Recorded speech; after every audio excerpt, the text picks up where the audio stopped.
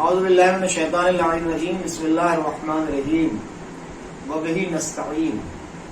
ناظرین کرام، ہم آپ کی بارگاہ میں پیش کرتے ہیں وہ چیزیں کہ جن کی طرف روشنی ڈالنا ضروری ہے، اور وہ یہ کہ حالت روزہ میں مسافر کے احکام کیا ہیں، یعنی سفر کرنے والا کیسے سفر کرے گا اور اس کا کیسے روزہ جو ہے وہ صحیح رہے گا۔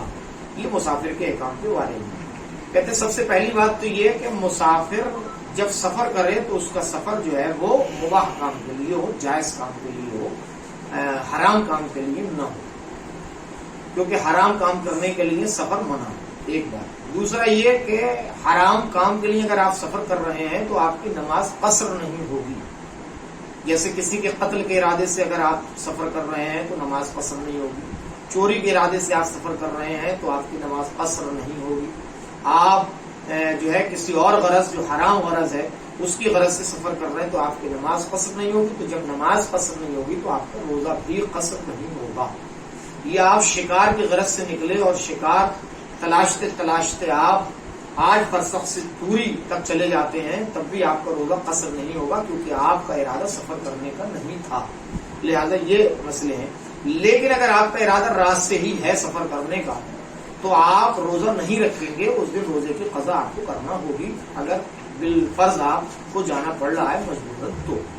لیکن اس میں بھی یہ ہے کہ تقریباً آپ 44 کلومیٹر آمد و رفت آپ کی ہو، یعنی 22 کلومیٹر جانا اور 22 کلومیٹر آنا آپ کا ہو۔ اگر تو 44 کلومیٹر آنا جانا اگر آپ کا ہے، صاحب کتاب نے لکھا ہے کہ تقریباً 28 میل کا سفر ہونا چاہیے، قصد کرنا چاہیے، جو زوال اگر اپنے زوال سے پہلے نکل رہا ہے تو حد ترخص پر اسے روزہ توڑنا ہوگا۔ یہ کب ہوگا کہ جب آپ کا ارادہ یکبارگی بنا ہے، عمدن آپ نے ارادہ نہیں بنایا، کسی مجبوری کے تحت آپ کا ارادہ فی الفور بن گیا ہے تو آپ روزہ حد ترخص میں جا کے کھول لیں گے، یعنی توڑ لیں گے۔ اب ایک سوال یہ ہے کہ حد ترخص کیا ہوتا ہے، تو ہم یہ بھی وضاحت کیے دیتے ہیں کہ حد ترخص یعنی اپنے شہر، اپنے گاؤں یا جس جگہ آپ قیام پذیر تھے وہاں سے آپ اتنی دور نکل جائیں کہ جہاں دیوار شہر اور اذان کی آواز سنائی نہ دے، اسے کہتے ہیں حد ترخص۔ وہاں جا کے آپ اپنے روزہ توڑ لیں گے اور اس روزے کا جو قضا ہوگی وہ بعد میں آپ رکھ لیں گے۔ لیکن اگر رات سے ہی ارادہ ہے تو روزہ رکھنے کی ضرورت نہیں ہوگی۔ اگر بعد زوال آپ سفر کر رہے ہیں تو روزہ نہیں ٹوٹے گا آپ کا، لیکن شرط یہ ہے کہ اگلے دن آپ زوال سے پہلے اپنے وطن واپس آ جائیں۔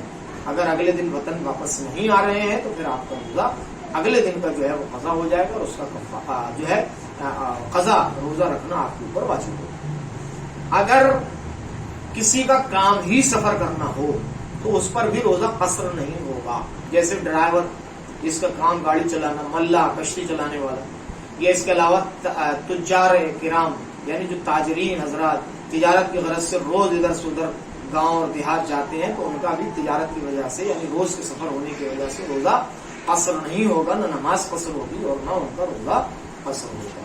تو یہ وہ احکام تھے مختصر سے کہ جو ہم نے آپ کی بارگاہ میں سفر کے حوالے سے بیان فرمائے۔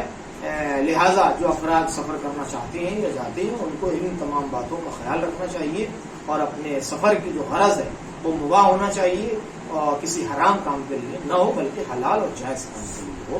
والسلام وآخر دعوانا والحمد للہ۔